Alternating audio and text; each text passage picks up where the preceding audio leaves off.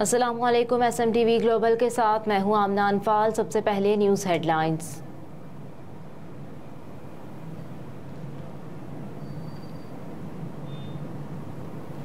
सलामती कौंसिल और अक़वाम मुत्तहिदा मसला कश्मीर हल करने के लिए अपना किरदार अदा करें। अक़वाम मुत्तहिदा के अमन मिशन के वज़ारती इजलास के हवाले से तैयारियों का जायज़ा इजलास, जिसमें army chief general Asim Munir ने अख्तामी सेशन में बहैसियत मेहमान खुसूसी शिरकत की। अमन मिशन के तहफ़्फ़ुज़ और सिक्योरिटी के मौजू पर मुनक़िदा इजलास की मुश्तरका मेज़बानी पाकिस्तान और जापान ने की, जबकि इजलास में मुख्तलिफ ममालिक के मंदूबीन और अक़वाम मुत्तहिदा के आला हुकाम समेत सिफारती बरादरी के अरकान ने भी शिरकत की। इजलास में आर्मी चीफ ने अमन दस्तों को दरपेश बढ़ते हुए चैलेंजेस और खतरात को उजागर किया। इस मौके पर जनरल आसिम मुनीर ने कहा कि आलमी अमन की बहाली में अक़वाम मुत्तहिदा का किरदार लायक तहसीन है। अक़वाम मुत्तहिदा पेचीदा खतरात से निमटने के लिए अमन मिशन को मजीद मुअस्सर बनाए। आर्मी चीफ ने कहा कि पाकिस्तान एक ऐसा खित्ता चाहता है जहाँ अमन कायम हो, तिजारत, ट्रांजिट और सरमायाकारी हो, और ऐसा खित्ता जो जनूबी, मगरबी और वस्ती एशिया की तमाम रियासतों के लिए खुशहाली का बायस बने। जनरल आसिम मुनीर ने मजीद कहा कि सलामती कौंसिल और अक़वाम मुत्तहिदा मसला कश्मीर हल करने के लिए अपना किरदार अदा करें।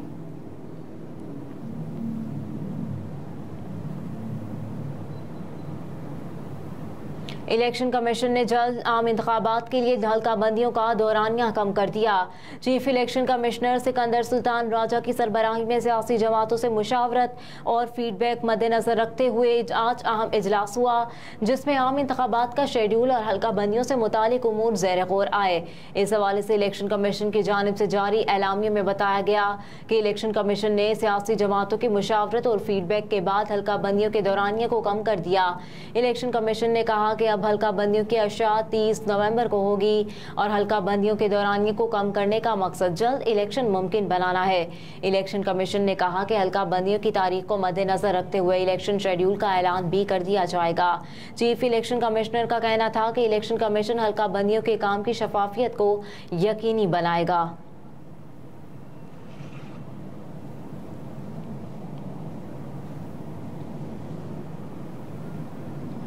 GDA का आम इंतखाबात नई हल्का बंदियों के बाद कराने का मुतालबा। इलेक्शन कमीशन का सियासी जमातों से मुशावरत का सिलसिला जारी।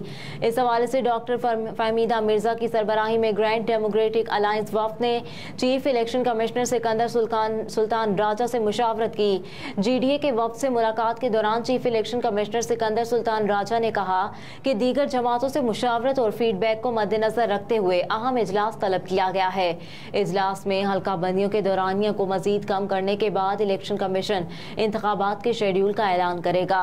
मुशावरत के दौरान GDA की जानिब से नई हल्का बंदियां करने के फैसले की मुकम्मल तायीद की गई। ग्रैंड डेमोक्रेटिक अलाउंस ने इलेक्शन कमीशन से मुतालबा किया कि इलेक्शन के लिए हल्का बंदियां शफाफ इंतखाबात की बुनियाद है। नई मरदमशुमारी के मुताबिक हल्का बंदियों का काम मुकम्मल किया जाए, इंतखाबी फहरिस्तों की तजदीद की जाए और इंतखाबात नई हल्का बंदियों के बाद कराए जाएं।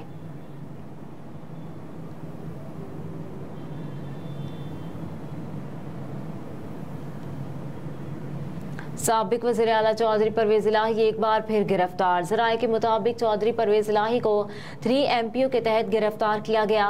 साबिक वज़ीर आला पंजाब को ज़हूर इलाही रोड से गिरफ्तार किया गया। वफाकी पुलिस चौधरी परवेज इलाही को गिरफ्तार करके इस्लामाबाद रवाना होगी। इस्लामाबाद मुंतकली खुसूसी हेलीकॉप्टर के जरिए की जा रही है। चौधरी परवेज इलाही को इस्लामाबाद ले जाकर अडियाला जेल में 3 MPO के तहत बंद किया जाएगा।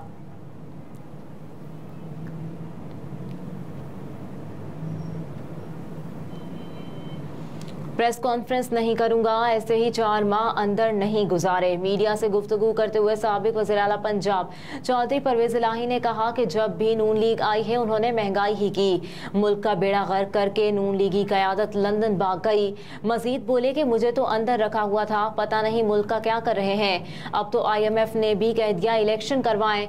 एक सहाफ़ी की जानिब से सवाल किया गया कि क्या आप प्रेस कॉन्फ्रेंस करेंगे, जिस पर परवेज इलाही ने जवाब दिया कि अभी मैं प्रेस कॉन्फ्रेंस नहीं करूंगा। सहाफी ने सवाल किया कि क्या आप अब भी तहरीके इंसाफ के साथ हैं, जिस पर परवेज इलाही ने कहा कि ऐसे ही 4 माह अंदर निकाले हैं, मैं पीटीआई के साथ खड़ा हूं। लाहौर हाई कोर्ट ने साबिक वज़ीर आला पंजाब चौधरी परवेज इलाही की रिहाई का हुक्म दे दिया, जबकि अदालत ने मरकजी सदर पीटीआई को किसी भी मुकदमे में गिरफ्तार करने से रोक दिया, ताहम उन्हें दोबारा गिरफ्तार कर लिया गया।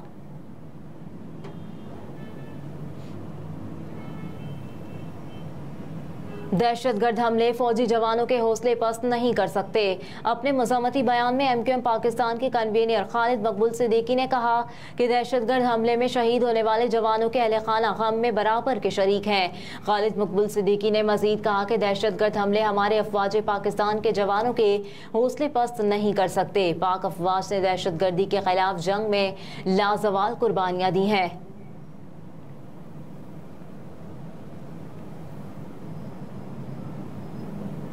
एटीसी ने काहना थाने के मुकदमात में शाह महमूद कुरैशी की अबूरी जमानत मुस्तरद कर दी। जज अब्दुल हसनात ने वकील अली बुखारी की दोनों दरख्वास्तें भी मनसूख कर दी।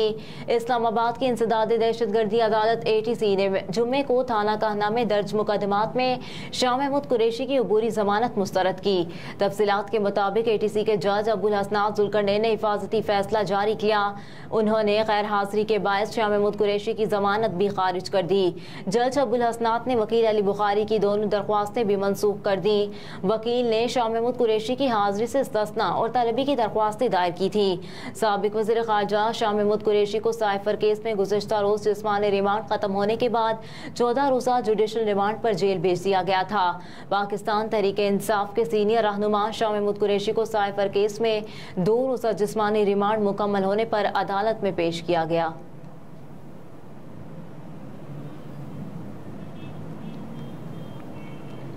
पेट्रोलियम मसनूआत की कीमतों में इजाफे पर आवाम फट पड़े। पेट्रोलियम मसनूआत की नई कीमतें सुनकर शहरियों की चीखें निकल गईं। आवाम की जानिब से पेट्रोलियम मसनूआत की कीमतों में इजाफे पर तशवीश का इजहार और कीमतें वापस लेने का भी मुतालबा कर दिया गया।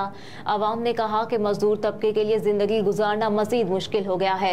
महंगाई के इस दौर में अब जिंदगी बसर करना मुमकिन नहीं रहा।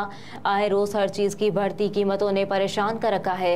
बच्चों का पेट पालें या हुकूमत के टैक्स दें, पेट्रोलियम मसनूआत की नई कीमतों के बाद महंगाई का तूफान आएगा। उधर वकला बरादरी ने भी पेट्रोलियम मसनूआत की कीमतों में इजाफे को मुस्तरद कर दिया। वकला नुमाइंदों ने कहा कि अवाम परेशान और मौजूदा सेटअप से तंग है। अवाम निगरान हुकूमत को चाहिए कि पेट्रोलियम मसनूआत की कीमतें कंट्रोल करे।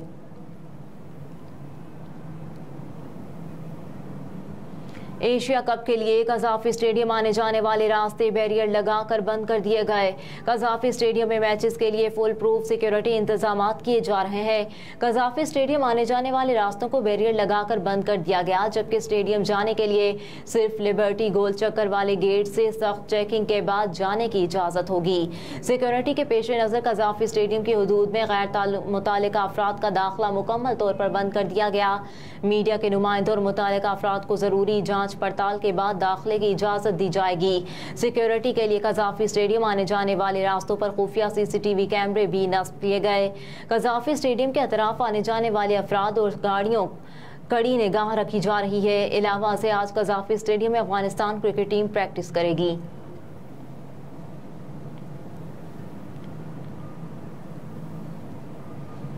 श्रीलंका में शेड्यूल एशिया कप के मैचेस का बारिश से मुतासर होने का इम्कान। सितंबर को पाक भारत मैच के दौरान भी बारिश की पेशगोई की जा चुकी। पाक भारत मैच के दौरान 80% से ज़ायद बारिश की पेशगोई, और अगर मैच बारिश की नज़र होता है तो दोनों टीमों को यकसा पॉइंट्स मिलेंगे।